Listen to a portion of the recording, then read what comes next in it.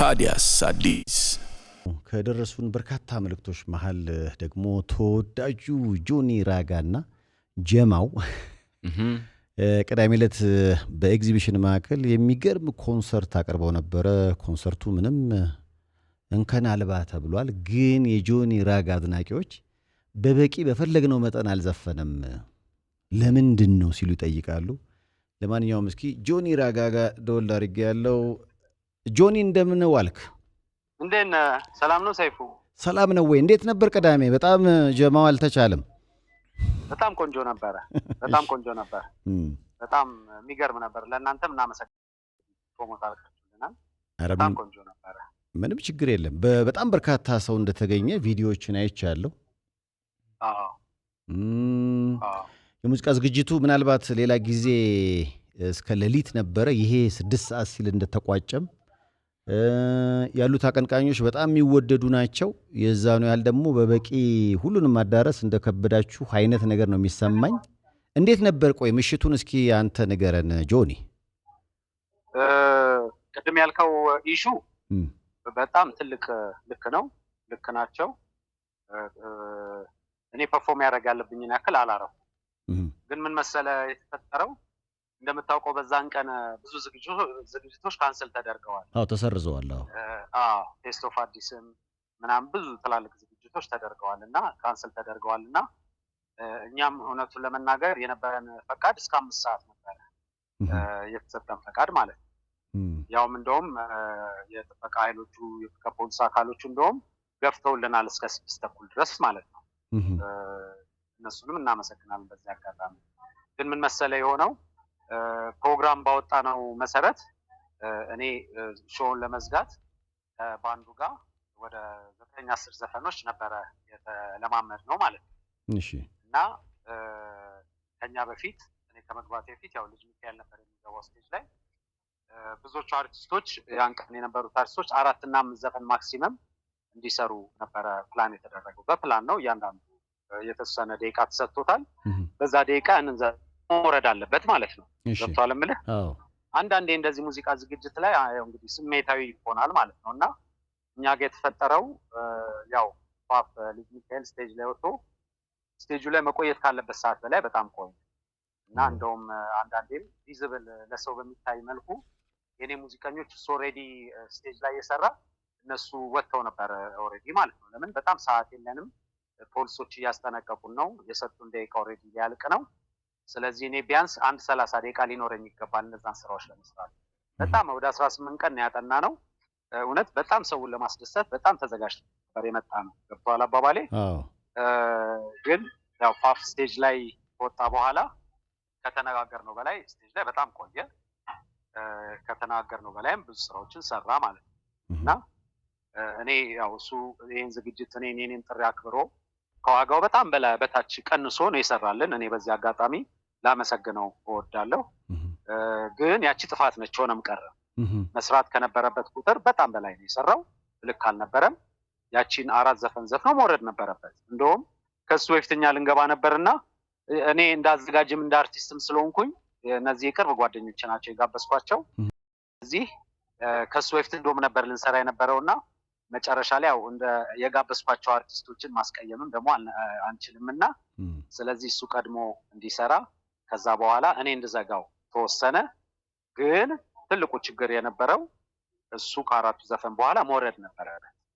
ከዛ በኋላ አዲስ አበባ የሚለውን ዘፈኑን ቀጠለ። ጭቅጭቅም እንደው ሰው ስቴጅ ህዝቡም ታዳሚውም በጣም ኦብቪየስሊ በሚያየው ደረጃ እንደውም ጠብም ሊፈጠር ነበር ከሱ ዲጄ ጋር ማለት ነው የኔ ሙዚቀኞች። እና ዞሮ ዞሮ እንደዛ አይነት ነገር እንዳይፈጠር በተቻለ አቅም በሰላም ነገሩን እንዲል ሞክረናል። ያ ነው የተፈጠረው ነገር። ከዛ በኋላ እኔ ስቴጅ ላይ ስወጣ ኦልሬዲ ሰዓት አልቋል። 2 ዘፈን ብቻ ነው የተፈቀደልህ ተባልኩ። በጉልበት ነው 4 ዘፈን። ለዛ ነው ጀምረን ሰውም ያያል እኮ ሙዚቃዎች ተጀምረው ከዛ ያቆምናቸው ነበረ። ለምን? ሰዓት የለምና በየትኛው ዘፈን ብንዘጋ ይሻላል። እውነተኛንም አጣብቂኝ ቦታ ነው የገባነው። እንዳልኩ 18 ቀን ተለማምደናል። በጣም ጥሩ ዝግጅት አድርገናል። ወደ 13 ሰው የያዘ ባንድ ነው ይዘን የገባነው። የሚገርም ዝግጅት ነበረ እውነት። ግን ያንን እንደ ልባችን የኛ አድናቂዎች እንደሚፈልጉት እኛ እንደተዘጋጀንበት ማድረግ ግን አልቻልንም። ለምን? በዛ ሰዓት በቃ የግዴታ መዝጋት ነበረብን። ያኔ የተፈጠረው እንግዲህ በዚህ እሱን እንትኑን እሱ ላይ ልጭን አይደለም፣ ግን እውነታው ግን ያ ነው። የምንወደው ጓደኛችን ነው። አክብሮ እኛን ግብዣ በመምጣቱ በጣም ደስተኛ ነን። ሁሉም አርቲስቶች ናቲማን በጣም ወደው ሁሉም በእውነት በእንትናቸው በፕሮግራማቸው ሰርተዋል። እዛሽ ጋር ግን እሱ ያንን ሰዓት መግፋቱ እኛ የምንፈልገውን ሰርተን እንዳንወርድ አረገን።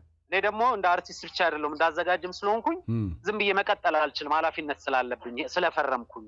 ገባ ፖሊስ የአዲስ አበባ ፖሊስም ፌደራልም ተባብሮኛል። መሰረዝ ነበረበት። ሰኞ እንደሚሰረዝ ተነግሮ ነበረ።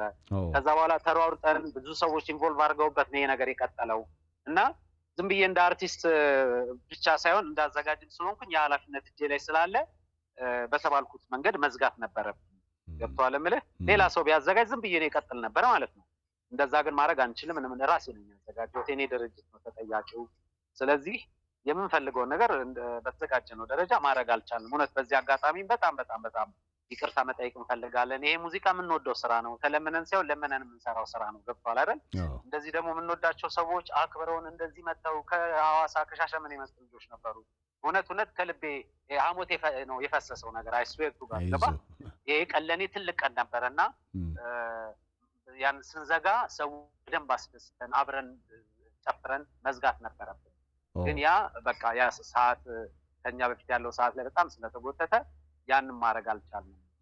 ያን የተፈጠረው። ስለዚህ በቀጣይ ምን ታስቧል? ጀማው ለምን አሁን ሁላችሁም በበቂ እንዳልዘፈናችሁ ነው የሚገባኝ።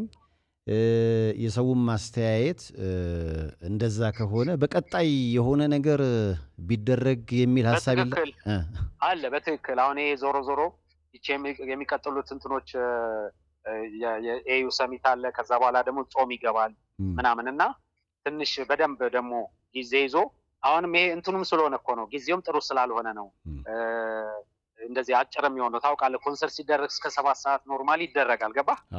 እዚህ ላይ ግን አሁን ከጊዜው ጋር ካለው ሁኔታ አንጻር የፖሊስም ኃይል ብዙም ስላልነበረ እኛም ደግሞ ኤግዚቢሽን ራሱ የተፈቀደልን እንደዛም ብዙም ኃይል ስለማንፈልግ ነው። ራሱ ግቢው ራሱ እንትን ስለነበረው ነውና በደንብ ጊዜ ይዘን ወስደን ደግሞ በደንብ የምንክስበት ዝግጅት እውነት እናደርጋለን። ምንም ጥያቄ የለውም።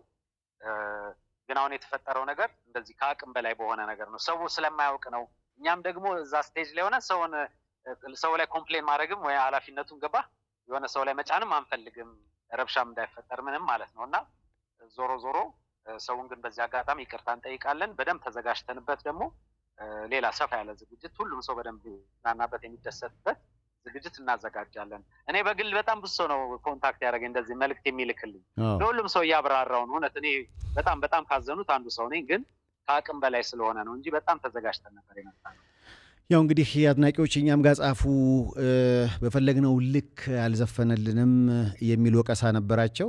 በእርግጠኝነት አሁን ለምን እንዳልዘፈንክ ስላስረዳሃቸው ይገባቸዋል ብዬ አስባለሁ። በቀጣይ ይኸው ጀማ ሰፋ ያለ ፕሮግራም ተይዞለት በሚገባ ሁኔታ አድናቂዎቻችሁ እንድታስደስቱ፣ አንተም ደግሞ ከአዲሱ አልበም በኋላ የመጀመሪያ ኮንሰርት ስለሆነ ቅድም እንደተናገርከው ነው ለ18 ቀናት ነው የተዘጋጃችሁት።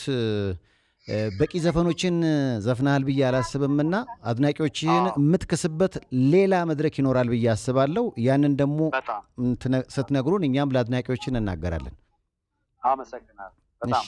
እሺ ራጋ ቴንኪዩ በጣም እግዚአብሔር ያክብርልን። እናመሰግናለን። ታዲያስ አዲስ